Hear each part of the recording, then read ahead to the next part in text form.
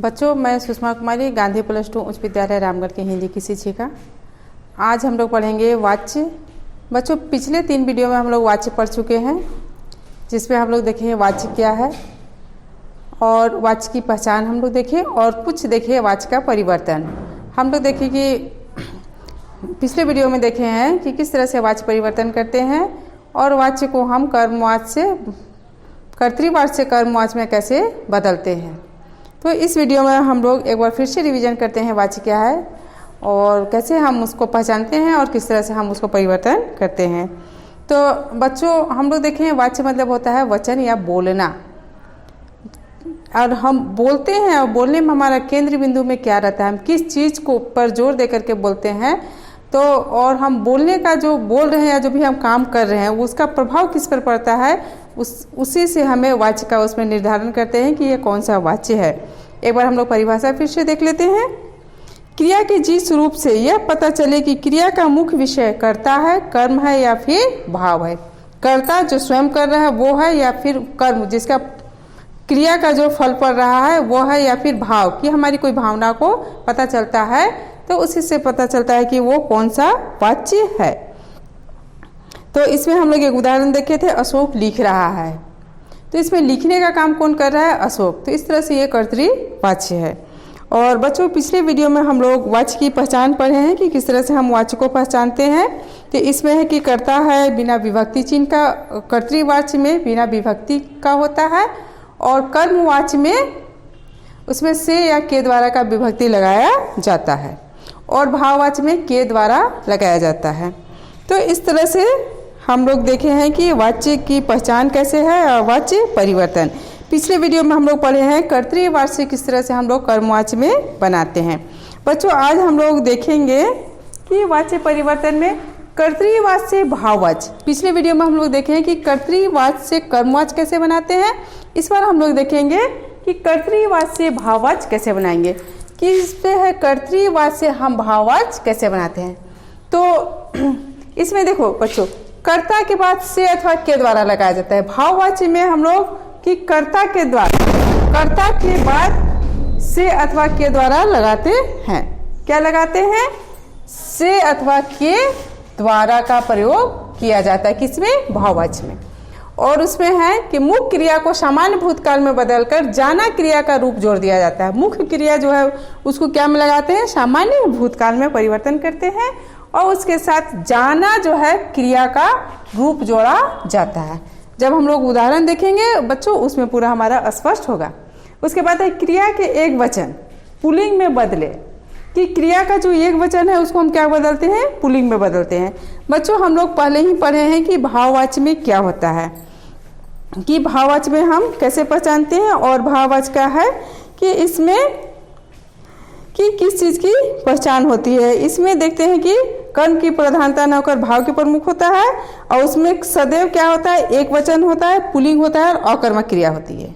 भाववाच्य में क्या होता है, सदा वो एक वचन होता है, अकर्मक क्रिया होती है और वो पुल्लिंग में होता है। तो इस तरह से हम लोग देख रहे हैं इसमें कि एक वचन पुल्लिंग जो कर्तृवाच्य में है उसको क्या बताएंगे, क्रिया को बचेंगे एक वचन, क्योंकि भाववाच्य सदा एक वचन में होता है, पुल्लिंग में होता है, और क्या होता है, अकर्मक क्रिया। तो अन्य पुरुष का काल लगा देते हैं। और जो कर्तृवाच्य का है बच्चों, हम लोग पहले पढ़े कि कर्तृवाच्य अकर्मक क्रिया का भी हो सकता है और सकर्मक क्रिया का भी हो सकता है, जबकि कर्मवाच्य में क्रिया हमेशा सकर्मक ही होगा। उसके बाद है आवश्यकता अनुसार निषेधात्मक चिन्ह, है ना, कि नहीं का प्रयोग करते हैं। निषेध सूचक जो है चिन्ह नहीं, मतलब हम नहीं करेंगे, हमसे चला नहीं जाएगा, हमसे खाया नहीं जाएगा, हमसे सोया नहीं जाएगा, उससे चला नहीं जाएगा।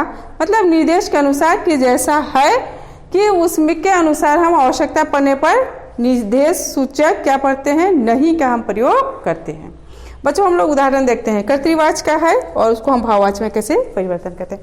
रमेश नहीं पढ़ता है, ये सिंपल सा वाक्य है जिसको कर्तृवाच्य कहते हैं, रमेश नहीं पढ़ता है। अब इसको हम भाववाच्य में करेंगे कैसे, रमेश से पढ़ा नहीं जाता।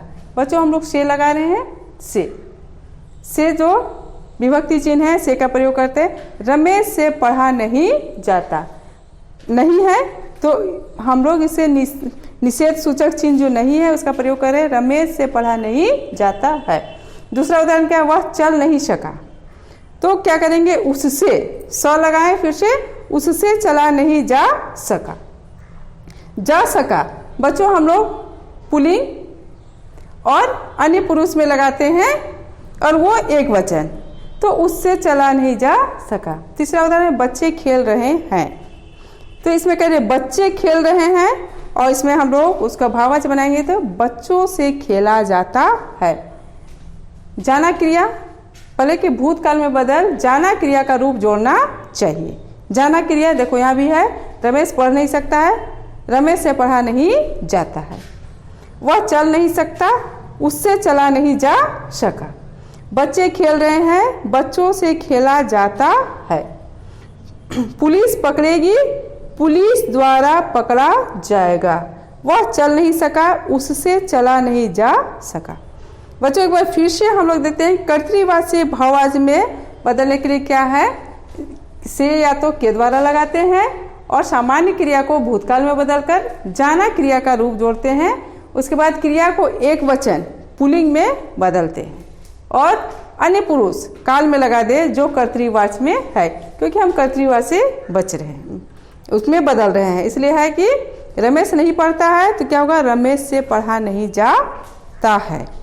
और इसी तरह से हम लोग बच्चों और देखते हैं कर्मवाचक से कर्तृवाचक में। तो कर्मवाचक हम लोग देखे ही कि कर्मवाचक हमेशा सकर्मक क्रियाओं का ही होता है, अकर्मक क्रिया से हम कर्मवाचक नहीं बना सकते, जबकि अकर्मक क्रिया से हम कर्तृवाचक बना सकते हैं और भाववाचक में तो अकर्मक क्रिया ही होती है।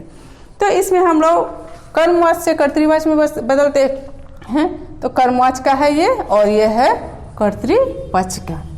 तो कर्मवाचक में है छात्रों के द्वारा कविता पढ़ी गई, छात्रों के द्वारा कविता पढ़ी गई। अब उसको हम के द्वारा हटा देंगे और हम लोग पहले ही देखे हैं कि कर्तृवाचक में या तो ने विभक्ति लगती है या तो फिर बिना विभक्ति का बनता है, तो इसमें हम ने विभक्ति लगाएंगे, छात्रों ने कविता पढ़ी। दूसरा देखते हैं सरकार द्वारा शिक्षा पर बहुत खर्च किया जाता है। इसमें देखो सरकार पुल्लिंग है इसलिए किया जाता है। इसमें शिक्षा से है, देखो इसमें लिंग क्या है, शिक्षा, जो कि है कर्मवाचक में, तो इसके द्वारा बहुत खर्च की जाती है। अब इसको हम लोग कर्तृवाचक में बदलते हैं, तो सरकार द्वारा शिक्षा पर बहुत खर्च करती है, क्योंकि सरकार स्त्रीलिंग है इसलिए करती है। पहले ही हम लोग देखे हैं कि उसमें क्रिया के अनुसार ही उसका कर्ता के अनुसार ही उसका क्रिया होता है, तो इसलिए सरकार करती है, खर्च करती है। फिर दूसरा है मोहन के द्वारा पतंग उड़ाई जाती है, तो मोहन पतंग उड़ाता है। संगीता से कहानी लिखी जाती है, संगीता से कहानी लिखी जाएगी, संगीता कहानी लिखेगी। माँ के द्वारा बच्चों को कहानी सुनाई गई, माँ ने बच्चों को कहानी सुनाई। और इस तरह से हम लोग देखते हैं कि कर्मवाचक से किस तरह से हम कर्तृवाचक में बदलते हैं। अब हम लोग देखते हैं भाववाचक से किस तरह से हम कर्तृवाचक में बदलते हैं। तो बच्चों इसमें है भाववाचक से कर्तृवाचक में बनाने के लिए से द्वारा आदि को हटा दिया जाता है। पहले हम लोग देखें भाववाचक में क्या होता है, से या फिर के द्वारा चिन्ह लगाते हैं, तो हम कर्तृवाचक में बनाने के लिए क्या करेंगे, भाववाचक के से कर्तृवाचक बनाने के लिए से या के द्वारा को हम क्या करेंगे, हटा देंगे, आदि को हटा दिया जाता है। सामान्य भूतकाल क्रिया को मुख्य क्रिया में बदला जाता है। सामान्य भूतकाल क्रिया है उसको क्या करते हैं, मुख्य क्रिया में बदलते हैं। क्रिया के रूप कर्ता के अनुसार बदला जाता है, क्रिया के रूप है कर्ता के अनुसार बदलते हैं, करता है, करती है, जाता है, जाती है। भाववाचक और कर्तृवाचक। भाववाचक में क्या है बच्चों, उससे बैठा नहीं जाता, कर्तृवाचक में वह बैठ नहीं सकता। बच्चों द्वारा खेला जाएगा, बच्चे खेलेंगे। हमसे दौड़ा जाएगा, हम दौड़ेंगे। सीता द्वारा बोला जाता है, सीता बोलती है। माली द्वारा पौधों में पानी दिया जाता है, माली पौधों में पानी देता है।